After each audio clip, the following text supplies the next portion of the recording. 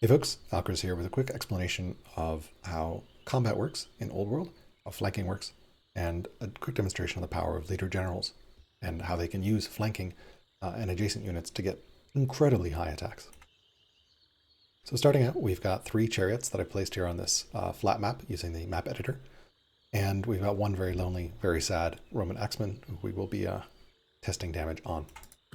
So to start out, we see that our chariot has 5 strength, and we see that the axeman has 5 strength. And the way combat works is that combat strength is split into attack and defense. Sometimes attack is modified, sometimes defense is modified, depending on various promotions or abilities, traits.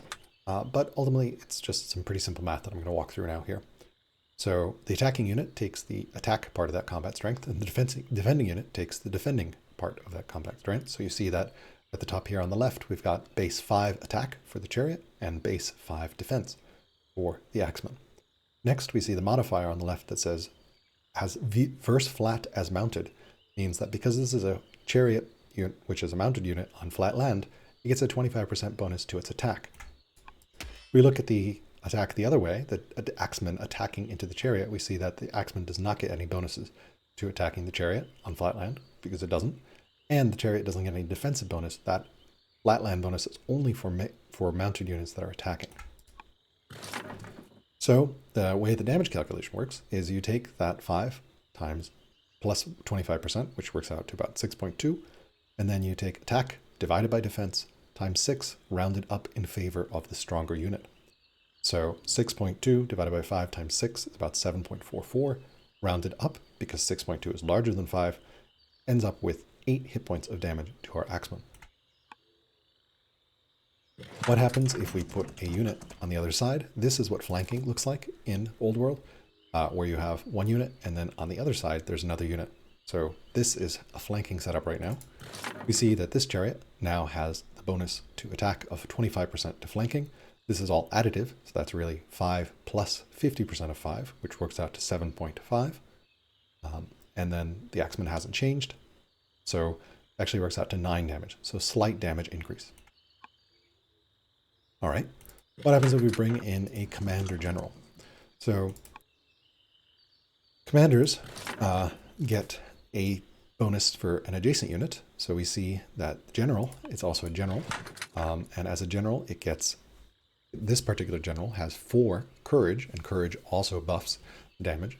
14 attack, courage buffs attack, charisma buffs defense, wisdom buffs focus, and discipline buffs XP per turn. So discipline has no combat effects directly, only in the promotions that you get, and wisdom buffs focus. Focus is a crit chance essentially. So we see here that this commander with a adjacent chariot, from the bonus to being a commander general that all commander generals get of 20% combat strength for all, if a unit is adjacent, gets an extra 20%, which means now this chariot deals a total of 10 damage, because it's also factoring in that 15% attack strength from the general.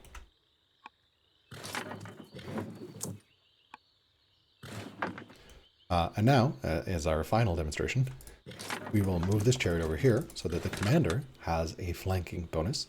And we see how all these numbers start to add up to some amazing damage that you can pull off with a commander general that has an adjacent unit of the same type of units generally and something else on the other side, so you have a flanking attack.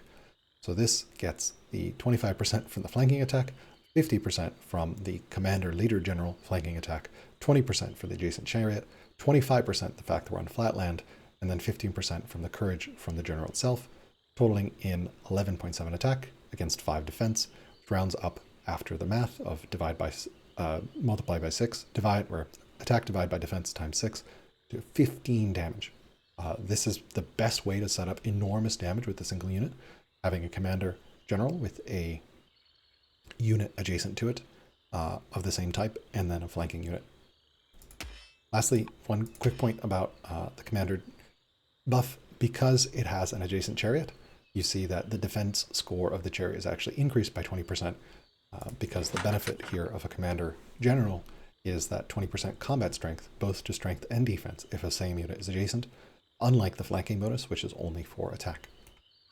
That's it. Hope this video was helpful in understanding the concepts of flanking and seeing how they apply to commander generals and especially commander leader generals, and the pretty incredible damage that you can get using that.